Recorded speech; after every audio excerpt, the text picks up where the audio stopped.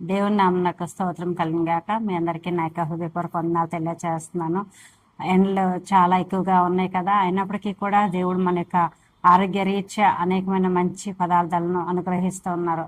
Water melon అని, లేకపోతే పచ్చి జీడిపప్పు అని, లేకపోతే చింత చిగురు అని, ఇలాగ ఇవన్నీ కూడా మనకి ఆరోగ్యానికి హెల్ప్ అవుతున్నాయి కదా. సో ఇప్పుడు మన యొక్క జీవితంలోకి మనం అన్వయించుకొని కొన్ని విషయాలు దేవుని తలకు వాగ్దానం గురించి మనం చూసుకునేటప్పుడు ఈ యొక్క ఏవైతే భౌతికపరమైన ఈ యొక్క ఆహార పదార్థాలు మనం పొందుకోవాలనుకునేటప్పుడు కొన్ని సంవత్సరం అంతా దొరుకుతాయి, కొన్ని మాత్రము మరి సీజనల్ గా మాత్రమే దొరుకుతాయి. ఆ యొక్క సీజన్ వరకు మనం వెయిట్ చేయాల్సినటువంటి అవసరత కలిగి ఉంటాం మనం. సో ఈ యొక్క దినాన్ని కూడా మన యొక్క జీవిత ప్రయాణంలో కూడా దేవుడు అనేకమైన వాగ్దానం చేస్తూ ఉంటారు. ఆ యొక్క వాగ్దానాలు కొన్ని ఆన్ ది స్పాట్ జరుగుతూ ఉంటాయి, కొన్ని టైం పడుతూ ఉంటది. ఎందుకు అని మేము ఆలోచన చేసినప్పుడు దేవుడు ఎప్పుడు మన గురించి బెస్ట్ ఆలోచన కలిగి ఉంటారు. ఏదైనా సరే ఒక బెస్ట్ ఇవ్వాలని, ఫర్ ఎవర్ ఉండాలని దేవుని తల్లికి ఆశ ఉన్నది.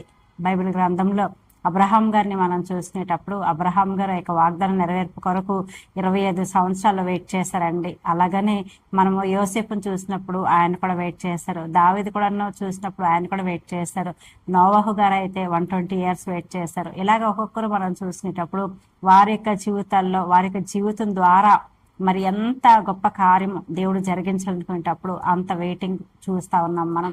సో ఈ యొక్క దినాన్ని వాక్యం వీక్షిస్తున్న మీ యొక్క జీవితాల్లో కూడా దేవుడు ఏదైతే వాగ్దానం చేశారో ఆ వాగ్దానం ఇంకా నెరవేర్చబడలేదని ఏ యొక్క విషయంలో కూడా నిరాకరణ అవసరం లేదు. ఎందుకునంటే దేవుడు వాగ్దానం చేసిన దేవుడు నమ్మతగిన దేవుడు, నీతిమంతుడు. కాబట్టి ఖచ్చితంగా దేవుడు మీ గురించి వేసిన ప్రణాళిక అంతా కూడాను దేవుడు ఖచ్చితంగా నెరవేరుస్తారు. ఈ మీన్ వెల్ మనం చేయాల్సినటువంటి అన్ని ఏదైనా ఉందేనని మనం ఆలోచన చేసినప్పుడు మనం దేవునికి స్తుతించాలి. ప్రేయర్ చేస్తూ ఉంటాం కదా, ఆ ప్రేయర్ లో 4 అక్షరాలు ప్రేయర్ మనం చూద్దామండి. PRAYలోని first P stands for praise. దేవునికి స్తుతించాలి. పౌలు గారు తెలియచేస్తున్నారు, కృతజ్ఞతాస్తుతి పూర్వకంగా దేవునికి మనం విన్నపాలు తెలియచేయాలని. జరిగిన వాటికి, జరుగుతున్న వాటికి, జరగబోయే వాటికి కూడా దేవునికి మనము అడ్వాన్స్ గా థ్యాంక్స్ చెప్పాలి.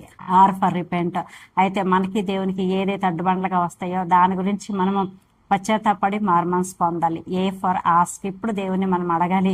Y for yield. దేవునికి లోబడి ఉండాలి. ఈ 4 స్టెప్స్ మన యొక్క ప్రేయర్లోని మనకి జీవితం ఉండేటప్పుడు ఖచ్చితంగా వాగ్దానం నెరవేర్పు మందే అండి. దేవుడు బెస్ట్ అనుగ్రహిస్తారు.